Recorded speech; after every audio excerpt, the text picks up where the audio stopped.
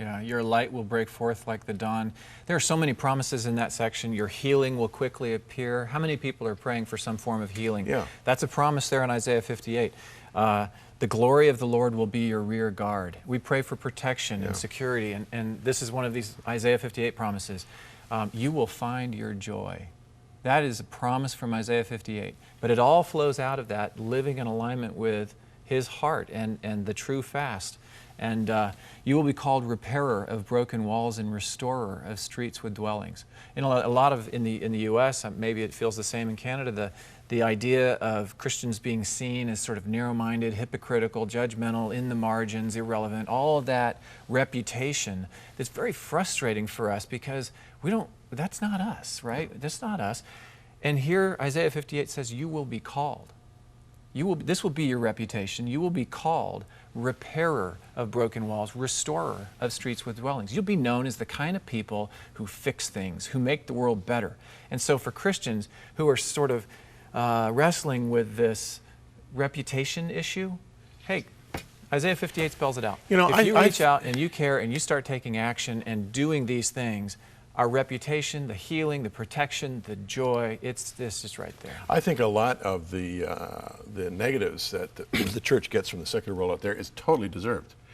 You know, Paul talked about the latter days saying, or the last days saying, they'll have a form of godliness, but deny the power of it. The power of godliness is exactly what Isaiah 58 is talking about, the power to transform a community, a life, the power to change things, the power to build streets that are broken, the power to build walls that have fallen down, the power to be a transformative, hope-bringing element in the world. But verbal Christianity deserves to be knocked down. Absolutely. You know, and I see some. And that's what Isaiah is knocking down here. Yeah. He's knocking down the show, or the pretense of it, without the action behind it. Frankly, I think some of the new atheism and so on is doing us a world of good because it's forcing us to take a hard look at ourselves. You know, we've fallen into a kind of a comfortable, you know, verbal Christianity, and I think the Lord is offended by it. Now. Let's go back to verse 7 of Isaiah. He's still delineating, you know, the fast that he has chosen. Is it not to share your bread with the hungry, and that you bring to your house the poor who are cast out? When you see the naked, you cover him, and not hide yourself from your own flesh. Now, this is fairly straightforward justice seeking, dealing with the hungry and the homeless. And the naked. But what do you suppose he's referring to when he says, and not hide yourself from your own flesh? That's a good question. And I, you know, I'm not a theologian, and so I may be off, but my own way of understanding that is to see that we are all made of the same flesh, and that my own flesh isn't just my immediate family. It's I mean, every person that's listed coming up to that moment of that verse is someone who's vulnerable, someone who's hurting. It sort of reminds me of the question Jesus was asked, well, who is my neighbor?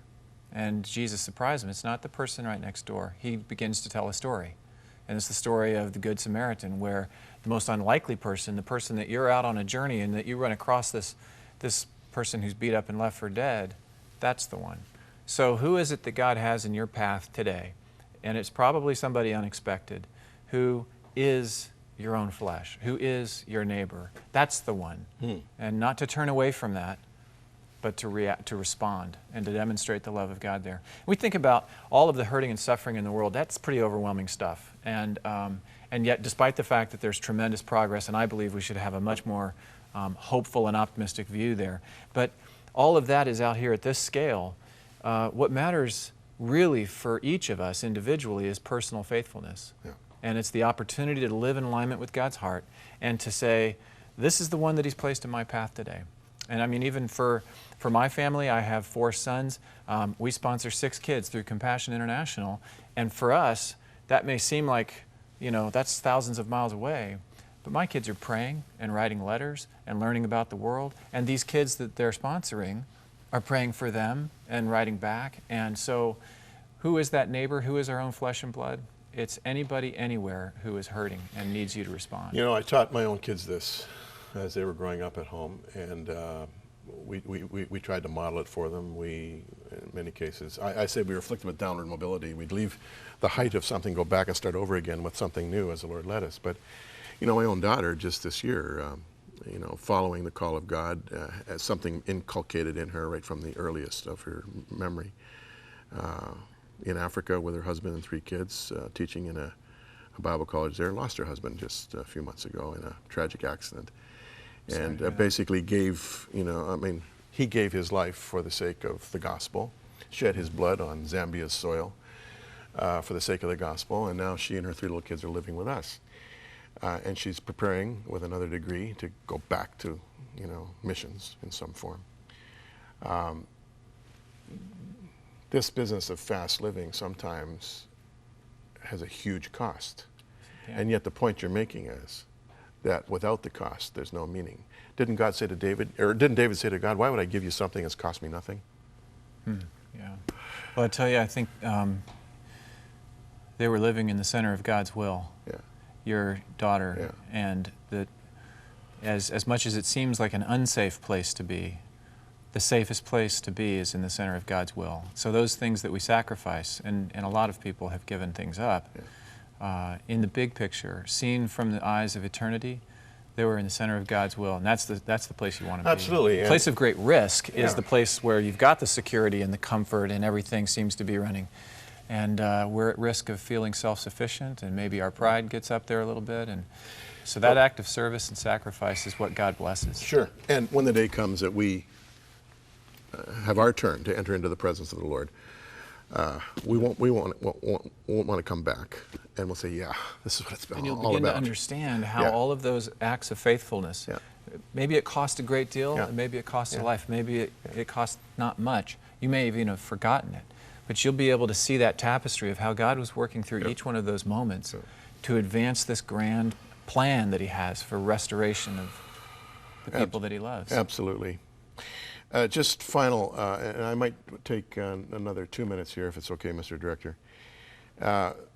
13 and 14, if you turn away your foot from the Sabbath, from doing your own pleasure on my holy day, and call the Sabbath a delight, the holy day of the Lord honorable, and shall honor Him, not doing your own ways, nor finding your own pleasure, nor speaking your own words. This concept of Shabbat, as we say in Hebrew, is really a critical biblical principle. It's at least one day a week where you step back from all of the worries and anxieties and labors of your day-to-day living and just breathe out and rest and honor the Lord. It's a concept that a lot of us have kind of lost, huh?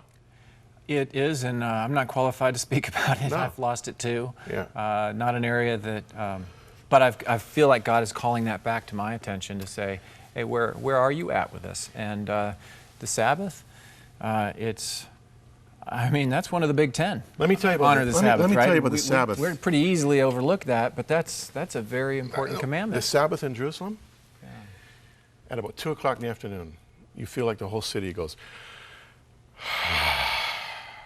the traffic begins to fade. You see people out walking, not driving, carrying flowers because they're going to the mother's house, guys with their prayer shawls going to the synagogue.